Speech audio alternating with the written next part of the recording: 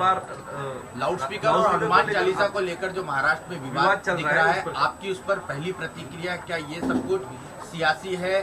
आपको लगता है कि अपना अस्तित्व बचाने के लिए राज ठाकरे को इस तरह का हथकंडा अपनाना पड़ रहा है? और औरंगाबाद में रैली के पीछे का मकसद क्या है, आप क्या देखते हैं? देखिए, बीजेपी शिवसेना पावर में थे और जोशी साहब उनके मुख्यमंत्री भी थे। उस वक्त उनको ये सब चीज़ें याद नहीं आई। जब अब ये सब चीज़ें अचानक उठा रहे हैं और उठाने का मकसद एक ही है कि पूरे देश में जो अल्पसंख्यक समाज मुसलमानों के ताल्लुक से जो एक हेट को इंस्टीट्यूशनलाइज कर दिया गया है बीजेपी की तरफ से, ये उस इंस्टीट्यूशनलाइज हेट का प्रमोशन है, ये और कुछ भी नहीं है। तो इसीलिए हम देख रहे हैं कि जहां जहां बीजेपी की सरकारें हैं वहां पर रूल ऑफ लॉ नहीं है, बल्कि रूल बाय बुलडोजर चल रहा है। एक नया जूरिस्प्रूडेंस क्रिएट हो गया, बुलडोजर जूरिस्प्रूडेंस, क्योंकि वहाँ की बीजेपी की सरकार को कोर्ट पर, संविधान पर, पुलिस पर कोई भरोसा नहीं है।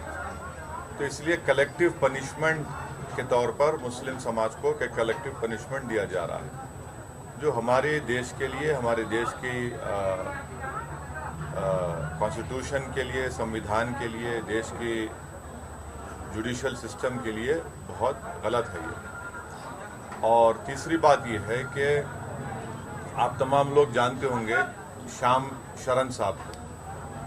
वो भारत के हमारे IFS ऑफिसर थे, फॉरेन सेक्रेटरी थे, देश के लिए बड़े इम्पोर्टेंट उन्होंने इंटरनेशनल एग्रीमेंट्स किए, देश के बहुत से सीक्रेट्स वो जानते हैं, जियोपॉलिटिकल सिनारियो को समझते हैं।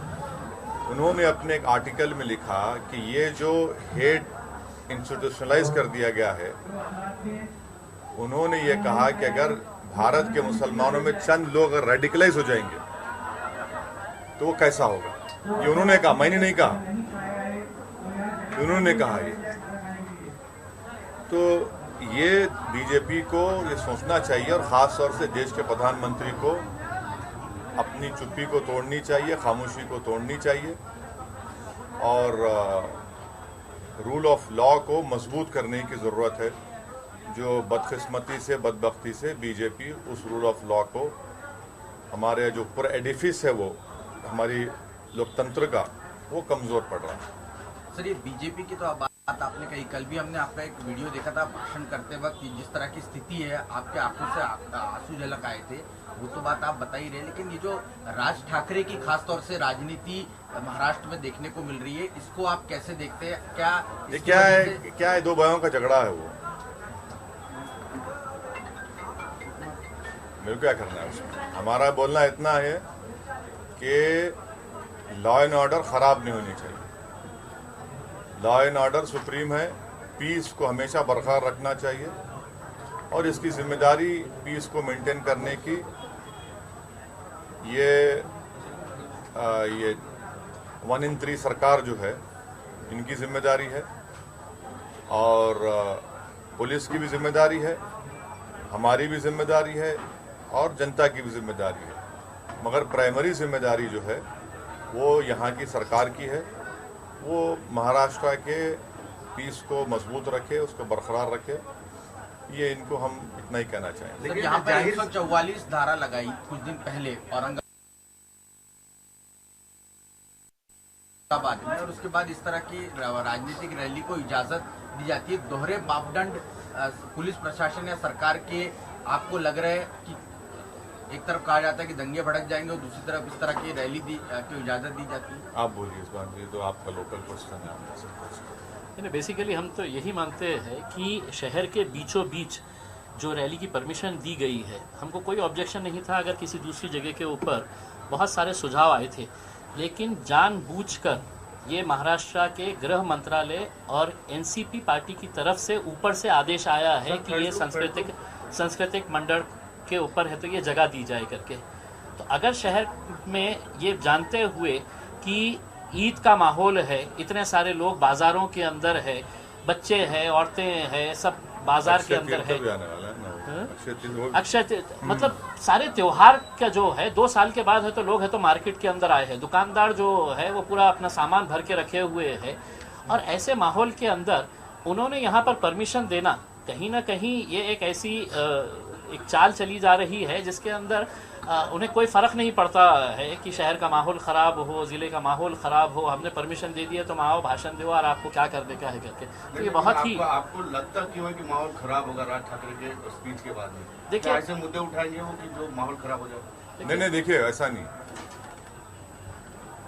सरकार की जिम्मेदारी है कि वो ना सिर्फ औरंगाबाद, महाराष्ट्र प्रदेश में वो पीस को बरकरार रखे, वो उनकी जिम्मेदारी है, क्योंकि परमिशन देना नहीं देना वो उनका प्रेरोगेटिव, हमारा नहीं है। अब उनको इस जिम्मेदारी को निभाने की जरूरत है। नहीं, लेकिन आप जिस प्रकार बार बार आपके बोलने में महाराष्ट्र सरकार का जिक्र आ रहा है, लेकिन महाराष्ट्र सरकार क्या आपको लगता है, क्योंकि राज ठाकरे ने उनकी जो गुड़ी पड़वा रैली थी उसमें भी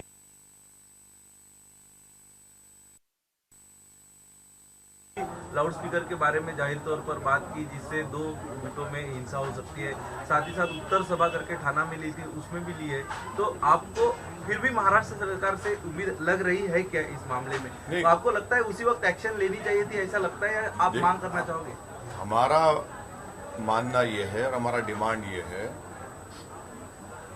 कि आप अगर किसी को परमिशन देते हैं तो आपको ये देखना जरूरी है कि जहां भी आप परमिशन दे रहे हैं वहां पर लॉ एंड ऑर्डर मेंटेन रहे, कोई ब्रीच ऑफ पीस ना हो। ये उनकी जिम्मेदारी है और हम उम्मीद करते हैं कि वो इस जिम्मेदारी को निभाएंगे। सर, इससे एक बात देखी गई है कि भाजपा का हिंदुत्व खराब बताने के लिए उनको मुसलमानों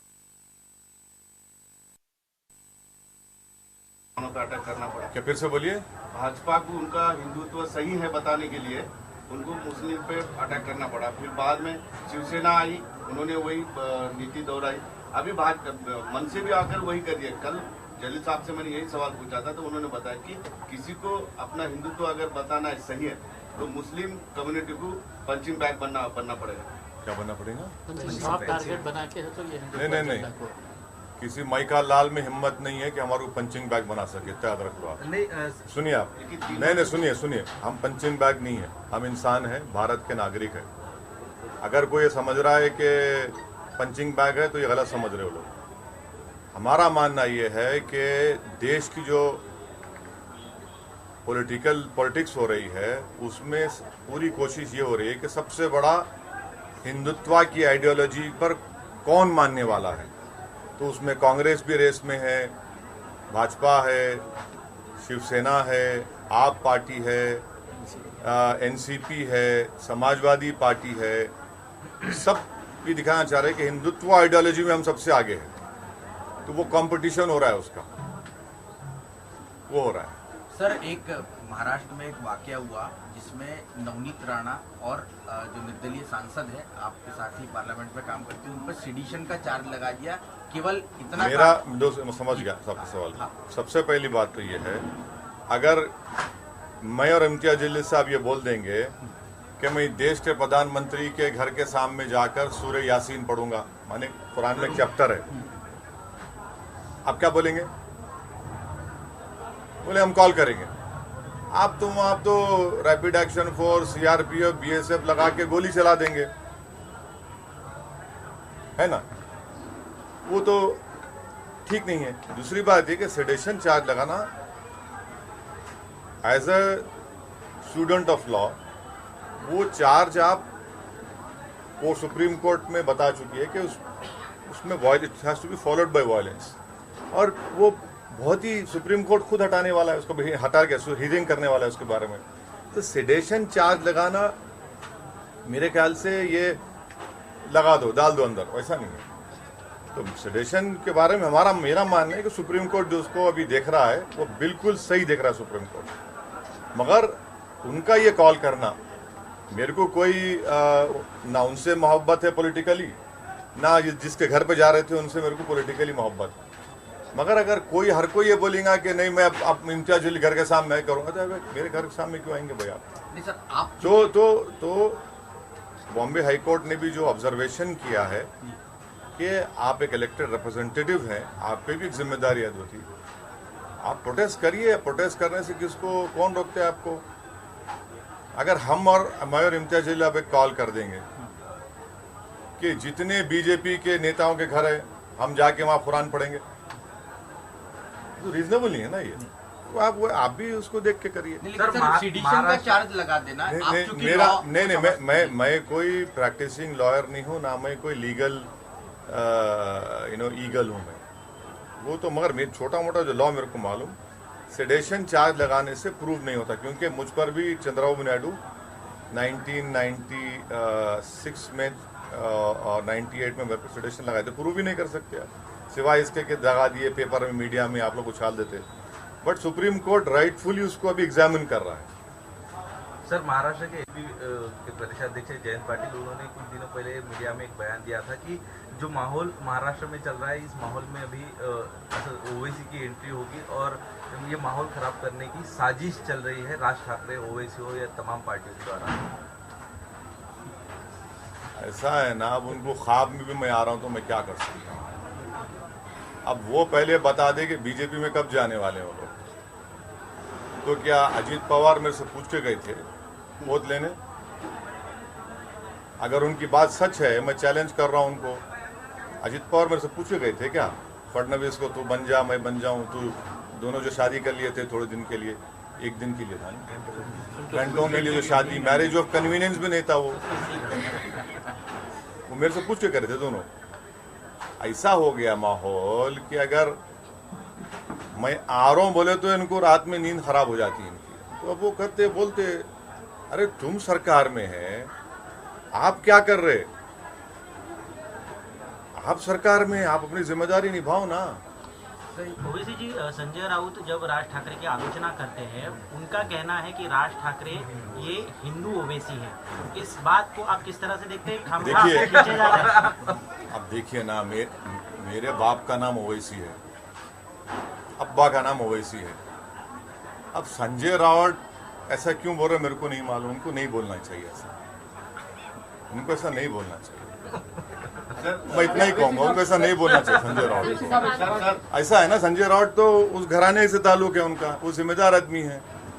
अब संजय राउत अगर अपने लीडर के घर का फ्रस्ट्रेशन मेरे पे क्यों निकाल, मेरे को उससे क्या करना है? वो भाई भाई का झगड़ा है ना, तुम बिठा के मिला दो उन लोगों को। अरे ओवैसी ओवैसी ये सब क्या, तुम क्या जो तुम बीजेपी के साथ इतने साल जो हनीमून मनाए वो क्या था? मोदी को वोट दो बोले आप 2014 में 19 में, वो क्या था? तुम तो 370 पे साथ दिए। तो ये बकवास है ये, और क्या है? अब तो हालात ऐसे हैं कि जो मस्जिदों से लाउडस्पीकर हटाने का मुद्दा है, आपका उस पर क्या व्यू है? देखिए हमारा मानना ये है ना कि आप क्या करने वाले हैं। मैं मुख्यमंत्री हूं क्या? जिस दिन इम्तियाज जलील मुख्यमंत्री बन जाएंगे हम बता देंगे आपको क्या को अल्टीमेटम दिया तो क्या करते हम। ये तो सरकार को बताना है ना। लेकिन आपके कार्यकर्ताओं को आप क्या कहेंगे कि अगर हनुमान चालीसा बजाई जाती है? सभी देखिए, एक बात है, हम पीस और अमन को मजबूत करो बोल रहे हैं, मगर आप जैसा बोल रहे हैं हम पंचिंग बैग नहीं है, हम पंचिंग बैग नहीं है। सर, बात मुसलमानों के सॉफ्ट कॉर्नर करने की हो रही है। हाँ, बात मुसलमानों के सॉफ्ट कॉर्नर हम बता रहे हैं, सॉफ्ट टारगेट किया जा रहा है। इसी बीच में बीजेपी ने एक और एलिगेशन लगाया है कि जो गोरखपुर कांड में जो अब्बासी हैं वो आईसीएस के लोगों से सोशल मीडिया के जरिए बातचीत करते थे और कई सारे ऐसे प्लान्स को भी वो ऑनलाइन सर्च करते थे। तो ये भी एक मुसलमान व्यक्ति ही क्यों है? ये अब्बासी भी एक मुसलमान व्यक्ति ही है और वो आईसीएस से कनेक्टेड था। तो एक बार दोबारा आज आपको मालूम आज क्या हुआ? कल अयोध्या में क्या हुआ? मुसलमानों की नमाज की टोपी पहनकर मुसलमानों की ही मस्जिद में ले जाकर सुअर का गोश्त फेंके और पकड़े गए। कौन था वो? बजरंग दल के ऑर्गेनाइजेशन से था। कौन थे भाई ये लोग? जहां तक सवाल टेररिज्म का है तो फिर ये इखलाक को, पीलू खान को, रकबर को मारने वाले कौन है भाई? और तीसरी बात यह है कि आप पूरी तहकीकात करिए। हम तो हर किस्म के वायलेंस को, टेररिज्म को कंडेम करते हैं।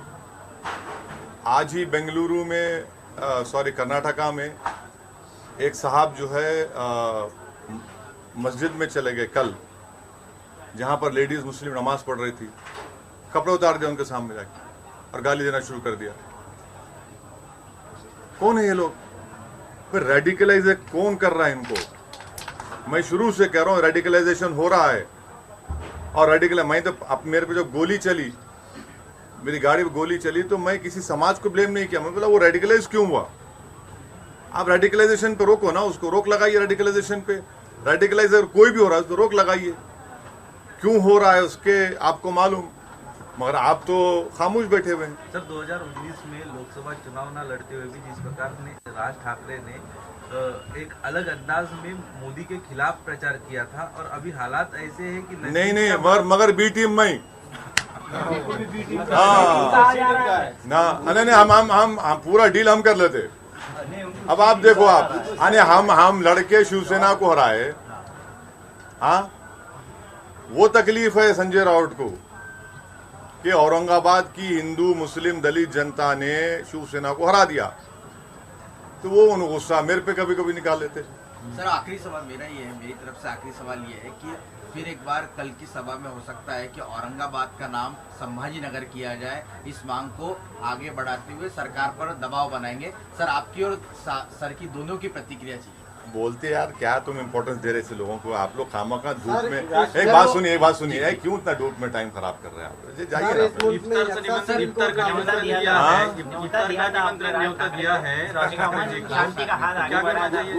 आपकी क्या भूमिका है उसमें? अब वो दावत दिए चुके हैं, वो दावत मेजबान आप है, पूछिए मेजबान से। लेकिन वो शादी को गए दूसरे, लेकिन हाँ? दावत उन्होंने ली नहीं, शादी को गए। भागवत करार बीजेपी नेता के घर पे शादी के लिए जाने को था राज ठाकरे को, लेकिन यहाँ अच्छा है भाई, अच्छा नहीं आए तो अच्छा है। तेज गेंदबाज आप हो, लेकिन इम्तियाजी गुगली डाल दिया ऐसा। हाँ सर इस वैसा है ना, वो आप ही की बिरादरी से आए तो उनको गुगली डालना अच्छा आता। सर इस मुल्क में यक्सा सिविल कोड नाफिज करने की बात की। देखिए एक बात सुनिए, यक्सा सिविल कोड को इस देश की जरूरत नहीं है। हमको आप ये बताइए, आज बीजेपी अमित शाह साहब ये सब बोल रहे हैं, आपको मालूम गोवा में जो सिविल कोड है कैसा सिविल कोड है? अगर गोवा में कोई हमारा हिंदू भाई शादी करता है और उसकी वाइफ की उम्र 25 और 30 साल की हो जाती, उसको बेटा नहीं हुआ तो सेकंड मैरिज कर सकता है वो। अब इस पर क्या बोलेंगे बीजेपी वाले? सरकार आपकी है वहां पर। कॉन्स्टिट्यूशन में पार्ट 4 है डायरेक्टिव प्रिंसिपल, उसमें आर्टिकल 47 पढ़ लो आप। प्रोहिबिशन लगाओ अल्कोहल के ऊपर, क्यों नहीं लगाते भैया? डायरेक्टिव प्रिंसिपल में लिखा हुआ है शायद आर्टिकल 38 में कि सबको इनकम जितना हो सके बराबर होनी चाहिए। कहाँ इनकम किधर है? देश की 90% दौलत देश के 10-15 पूंजीपति के पास है। फिर उसी से डायरेक्टिव प्रिंसिपल लिखा हुआ है कि इक्विटेबल डिस्ट्रीब्यूशन ऑफ रिसोर्सेज होना चाहिए। अरे कहाँ है भैया, कहाँ हो रहा है? आप सिर्फ इसके अच्छा हमारे को ये बताइए कि शराब के ऊपर क्यों पाबंदी नहीं याद करते? शराब लगाओ ना पाबंदी, बंद करो शराब। बीजेपी जाना सरकार में, आप डायरेक्टिव प्रिंसिपल्स का महात्मा गांधी ने खुद बोला था। जैसा आपने गुजरात में लगाया, चलो वैसा ही थोड़ा बहुत करके लगाओ ना, लगाओ आप जहाँ सरकार में। शराब पे आप नहीं लगाना, बंद नहीं करना चाहते। क्यों बंद नहीं करना चाहते? क्योंकि शाम में 6:30 बजते कि आपको होना, आपको ठंडा होना आपको, नहीं तो आप ढीले पड़ जाते। लगाओ ना, आप लगाओ। वो तो मैं तो उसको गंदी चीज बोलता हूँ। पूरी बुराइयों की जड़ शराब है, जिसकी वजह से भारत में हर साल मेरे ख्याल से 2 या 3 लाख लोग मरते एक्सीडेंट में, आधे ज्यादा तो शराब पी के टक्कर मारते। महिलाओं पर वायलेंस होता, बच्चों पे वायलेंस होता। आप बंद करो ना। अभी डायरेक्टिव प्रिंसिपल्स में लिखा हुआ है, शराब क्यों नहीं बंद करना चाह रही बीजेपी? बंद करो ना, चलो आपके स्टेट में लगा दो, बंद कर दो। आप वहां नहीं बंद करेंगे। तो यूनिफॉर्म एंड कॉमन कोड में जमीन आसमान का फर्क है कि दयाबागा स्कूल ऑफ थॉट रहेगा, मिताक्षरा स्कूल ऑफ थॉट रहेगा, बताओ हमारे को। और हिंदू अनडिवाइडेड फैमिली में टैक्स रिबेट मुसलमानों को, सिख को, क्रिश्चियन को क्यों नहीं मिलता भाई? ये राइट टू इक्वालिटी का वायलेशन नहीं है। और मेघालय, मिजोरम, नागालैंड में हमने कॉन्स्टिट्यूशन में उनके कल्चर को प्रोटेक्शन करने का वादा किया कॉन्स्टिट्यूशन में, आप उसको निकाल देंगे? हाँ, और मेरा जो कल्चर है मुस्लिम, वो आर्टिकल 26 का प्रोटेक्शन है मेरे को। इकोनॉमी बढ़ गई, कोयला निकालने के लिए आपको पैसेंजर ट्रेन को कैंसिल करना पड़ रहा, आपको अनएम्प्लॉयमेंट बढ़ रहा, महंगाई बढ़ रही, मगर आपको फिक्र है यूनिफॉर्म सिविल कोड की। हम इसके खिलाफ है और लॉ कमीशन खुद ये कह दिया कि भारत में यूनिफॉर्म सिविल कोड की जरूरत नहीं है। पीएम को लेटर दिए और पीएम साहब ने आपको जवाब दिए नहीं, उसके बारे में क्या कहते हैं? पीएम साहब प्रेस कॉन्फ्रेंस ही नहीं कर रहे 7 साल में, खाली अपने चहितों को बुला के 1 to 1 कर लेते, भिजा देते। लेटर का जवाब दिए ना? हाँ, लेटर का जवाब दिए नहीं अभी तक। हाँ, क्या देंगे, दोनों कहाँ जवाब देते। जिस तरह से मुल्क में अक़लियतों पर मज़ालिम बढ़ रहे हैं, बैनुल-अक़वामी सतह पर मुल्क को यानी हज़ीमत उठाना पड़ रही है। नहीं, ये तो सोचना है ना, तो मुल्क की बरसर इख्तिदार जमात जो है बीजेपी, उनको सोचना है। वो तो मुसलमानों पे ऐलान जंग कर चुके हैं। सर, एक आखिरी सवाल होगा। 3 तारीख ईद का भी वक्त आ रहा है, जिस तरह से हम जिक्र कर रहे थे लॉ एंड ऑर्डर का कि राज ठाकरे द्वारा धमकी भी दी गई है, तो क्या कह सकते हैं कि सरकार ने रेगुलेशंस तो दी हैं, लेकिन ये साफ कहता है कि आप पहले कुछ कर देंगे, उसके बाद हम एक्शन लेंगे, तो क्या सरकार इंतजार कर रही है? हम यही बोल रहे हैं सरकार को, आप परमिशन दिए, आपकी जिम्मेदारी है कि महाराष्ट्र में पीस होना चाहिए, आपकी जिम्मेदारी है, आप इस जिम्मेदारी को निभाइए आप। हम भी यही चाहते हैं कि महाराष्ट्र में अमन रहे और इंशाल्लाह अमन रहेगा। अगर कोई धमकी दे रहा है, कोई ये बोल रहा है, तो फिर भाई सरकार बड़ी है या क्या बड़ी है, बताइए ना आप। सर, इम्तियाज सर ने पिछले महीने में एक प्रपोजल दिया था महाविकास आघाड़ी सरकार को कि उन्हें महाविकास आघाड़ी सरकार में ज्वाइन किया जाए, उस 3 पहिया गाड़ी को एक 4था पहिया एमआईएम का लगाया जाए। क्या लगता है? उन्होंने बोल दिए, उधर से क्या हुआ फिर? आपको लेकर पार्टी जब रैली की सिलसिला शुरू होगा, उद्धव ठाकरे भी रैली ले रहे हैं मुंबई और तो क्या एमआईएम भी एक रैली करेगी? वैसे भी मुंबई की रैली पेंडिंग है। नहीं करेंगे, क्यों नहीं करेंगे? करेंगे, एक नहीं कई जगह करेंगे। जवाब दे दो। और हमारे पास क्या है ना, हम जब रैली करते हम बुलाते नहीं, ए आ आ आ आ तू गाड़ी लेके आ, 5 लेके आ, 6 लेके आ, 4 लेके आ। वो दिल से आते हमारे पास। नहीं, ऐसा नहीं, ऐसा नहीं। वही मैदान। अगर कल सुबह का परमिशन दे दो हमारे को, हम कर लेते रैली वही मैदान में। अरे कहीं पर भी दे दो, इम्तियाज जलील, डॉक्टर गफ्फार कादरी, एमआईएम को कल दे दो, हम आ जाते। हमारे को बुलाना नहीं पड़ता, उधर से तू 5, इधर से 6 लेके आइए, क्या है वो, ऐसा नहीं करते बोलो। किसकी तरफ है? राज ठाकरे की तरफ? सबकी तरफ है इशारा, सबकी तरफ है, ये एक की तरफ नहीं है।